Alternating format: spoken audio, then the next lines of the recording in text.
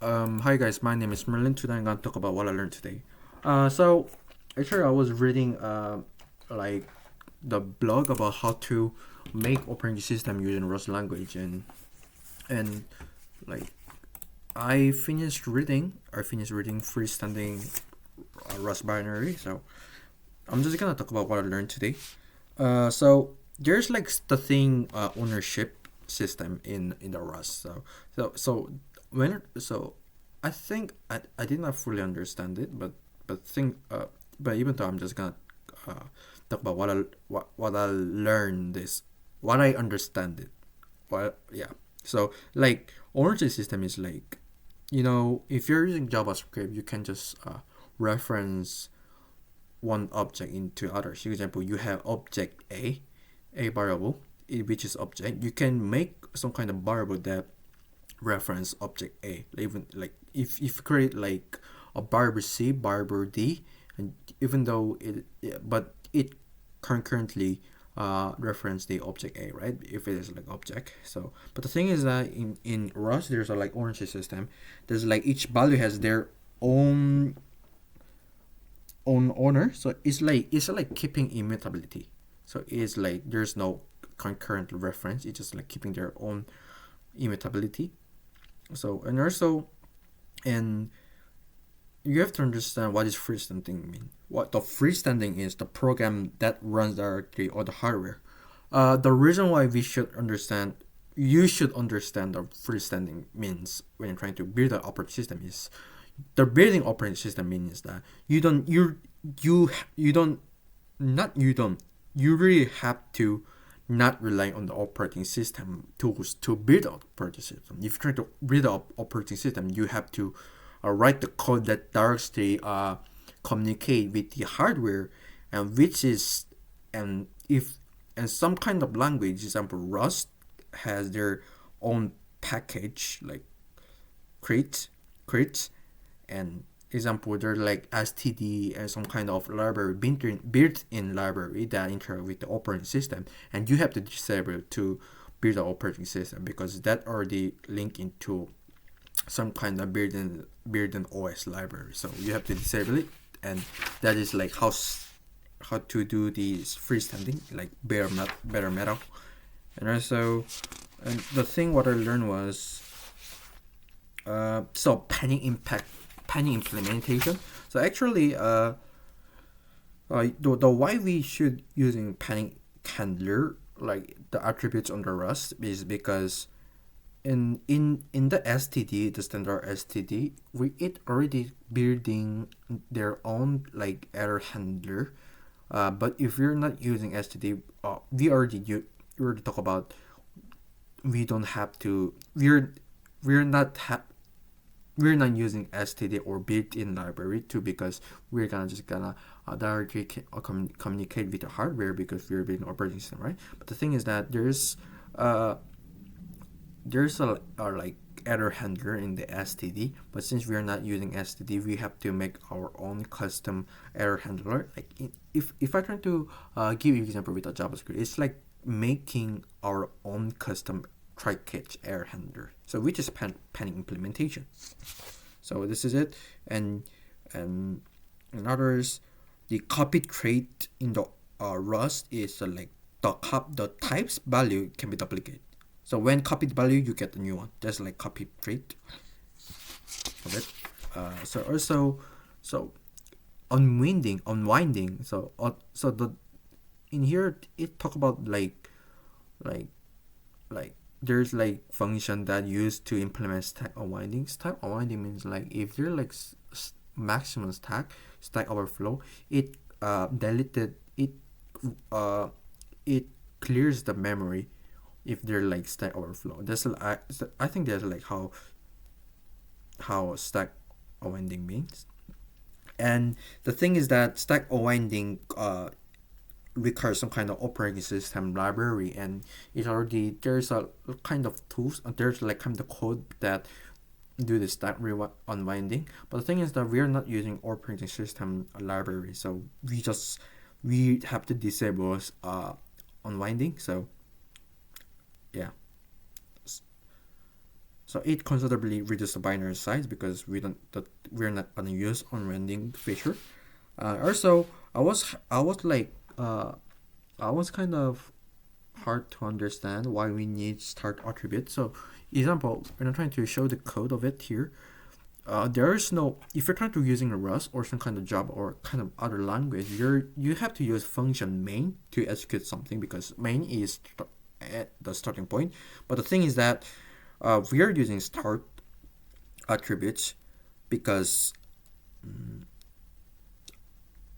I forgot it. The reason why you use start is because before the start, the operating system is doing like kind of logic, their own, and they have their own runtime system, like environment that which your code runs. If you're using Rust, you're gonna use your own runtime system before the main thread works, main function works. But we're not gonna rely on the operating system because we are building operating system. So we just gonna delete the main thread logic. We're just gonna make our own custom start endpoint. We don't have to do the kind of sugar syntax of main thread because we are building OS, not using OS. So we have to overwrite the CRT0, which is just like here. I think CRT0 is like here, this part.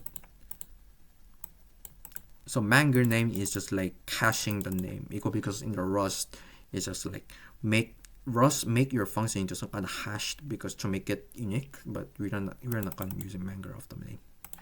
And CRT0 is C runtime 0. So it's like handles low level is handled automatically when using STD, but we're not using STD, so we have to just using CRT0 with the start and point with the same time. So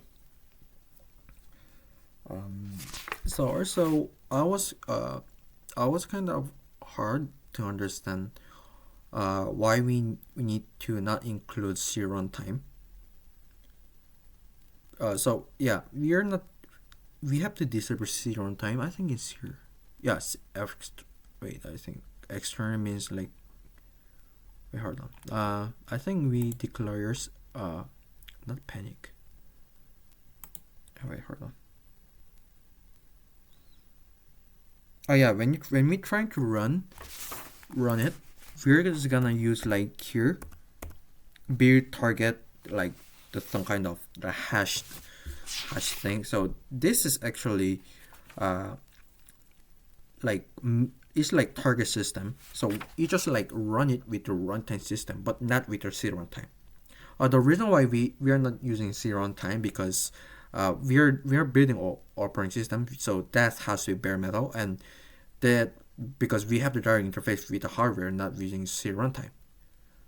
And also, and moreover, when trying to building OS, you have to understand what is host system and what the meaning of the host system is. Like environment is that your code run. Example, your window could be your host system, or your Ubuntu Linux will be your host system. So, and also the target to describe different environments, Rust uses string called target triple. It's just a specification computer architecture. So you have to, but now we are using like some kind of, you can see like THUMB blah blah blah. So that is like described ARM system. So which is like Audubon RISC machine. It's just like process architecture. There's x86 architecture, and there's ARM. So x86 for like desktop or laptop. The thing is, but ARM is like for the kernel development or for the phone, for like mobile OS. So and since target system we have to know that since our target system has no operating system because we are directly runs on the hardware. So, and yeah, this is it. And also, last of all, linker means that it's just like, as you know, if you're like front-end developer, you can easily understand what this linker means. Linker is just like, if there's library and module, you just make into program. It's like a bundle, not really bundle, because inside the bundle there's so many like kind of like optimization, minification, tree-shaking feature, right? But it's not that same. It's like linker is just like one who links in the library and the module of your program, module of your code, and make into one program. So that's a linker. So yeah. So we're just